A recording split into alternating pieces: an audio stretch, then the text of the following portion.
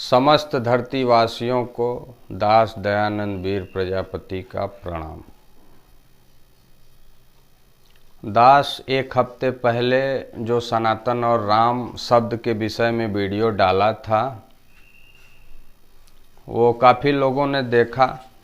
कई लोगों से दास ने बात भी किया, लेकिन उसका कोई निगेटिव जवाब नहीं आया, क्योंकि ये सारी चीज़ें सद्गुरु से प्राप्त हुई हैं और आदि अनादि काल से जिस चीज़ को हम ढूंढते आ रहे हैं वो सदियों से सद्गुरु के पास पड़ा हुआ है।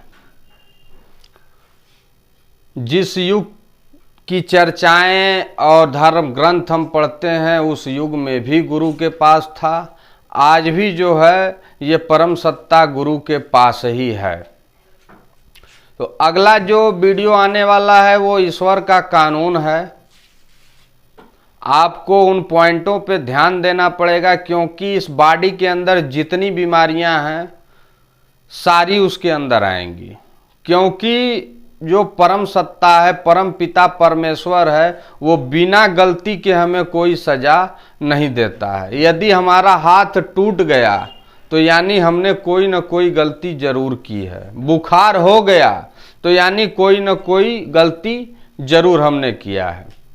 मेडिकल स्टोर जुर्माना है, और सजा क्या है? जो हम प्रताड़ना अपने शरीर के साथ झेलते हैं, जैसे बुखार हो गया, 3 दिन ऑन बेड पड़े हुए हैं। इन वीडियो पे आपको विचार ये करना है कि क्या ये जो बोल रहा है ये सही बोल रहा है या गलत बोल रहा है, और विचार तब आप करेंगे जब आपको ईश्वर से प्रेम होगा।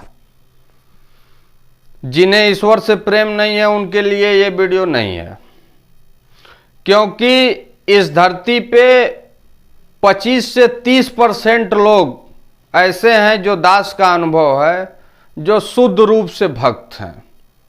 बस समस्या इस बात की है कि उन्हें सत्य बताने वाला जल्दी कोई नहीं मिलता है। यदि कोई मिल भी जाता है तो सत्य थोड़ा कड़वा होता है, ये बर्दाश्त नहीं होता है। इस कारण से सत्य से थोड़ी दूरी हो गई है, एक दूसरे को लोग प्रताड़ित कर रहे हैं। और जो वीडियो आगे आने वाला है 1 घंटे का, ईश्वर का कानून, उसमें आप एक एक चीज को सर्टिफाइड कर सकते हैं आप अपने ऊपर करके, क्योंकि दास जो है अपने ऊपर करके 21 वर्षों का शोध आपसे जो है शेयर कर रहा है। 21 वर्ष तक इस काया के साथ एक एक चीज का रिसर्च दास ने किया।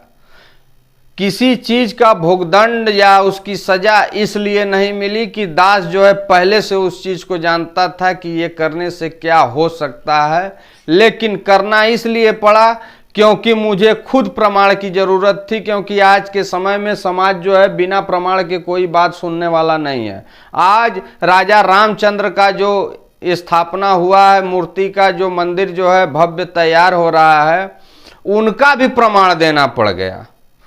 तो इसलिए दास जो है पूरे प्रमाण को इकट्ठा करने में 21 वर्ष का समय दिया है। आप जो है इन वीडियो पे विचार करें, देखें, समझें।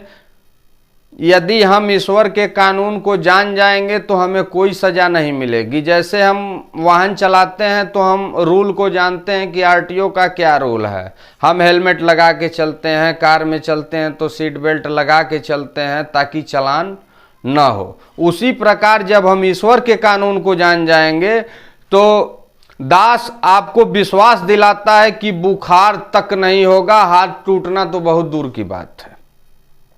क्योंकि कहीं न कहीं कमी जो है हम में स्वयं है। इंसान अपने समस्या का कारण स्वयं होता है, और आप लोगों से विनती है कि इन तथ्यों पे विचार करें, क्योंकि आने वाले समय में, अभी तो कोरोना आया था, आने वाले समय में और बड़ी बड़ी समस्याएं आएंगी। और कोरोना कोई प्रॉब्लम और बीमारी नहीं थी, ये है दैविक आपदा। कोरोना काल में एहसास कराया कि जिसके लिए हम संपत्ति लूट के रख रहे हैं वो हमारे चिता को देखने तक नहीं आएंगे, हमारे डेड बॉडी को स्पर्श तक करने नहीं आएंगे। जैसे लोग कहते हैं कि कुत्ते की मौत, लेकिन कोरोना काल में कुत्ते से भी बुरी मौत इंसान की हुई है कि बच्चा बीबी तक जो है शक्ल देखने नहीं गए, तो दातार ने आभास कराया है कि मेरे अलावा तुम्हारा कोई नहीं है। ये भी नहीं दास कह रहा है कि हमें उन्हें छोड़ देना है, क्योंकि जब हम इस परम सत्ता के बारे में जान जाएंगे तो हम कोई अनैतिक या अनर्गल कार्य नहीं करेंगे। यदि हम बच्चे की परवरिश जो है अनर्गल पैसे से करेंगे तो वो निश्चित रूप से अंत समय में हमें अनाथाश्रम भेजेगा, और अनाथाश्रम भेजने से पहले इतना प्रताड़ित करेगा कि हम समाज में घूम घूम के कहेंगे कि हमारे बच्चे नहीं पूछ रहे हैं, हमारी बहू पानी नहीं दे रही है, ये कहना पड़ेगा। तो ऐसा हम कार्य न करें कि जिस चीज को, जिस वृक्ष को हम लगा रहे हैं वो कल के दिन उससे कांटे गिरने शुरू हो जाएं, क्योंकि कांटे की तैयारी भी हम ही कर रहे हैं। हमें फूल की तैयारी करनी है, कांटे की तैयारी नहीं करनी है। बस इन्हीं शब्दों से आपसे इजाजत चाहेगा। सारे धरतीवासियों को दास का प्रणाम।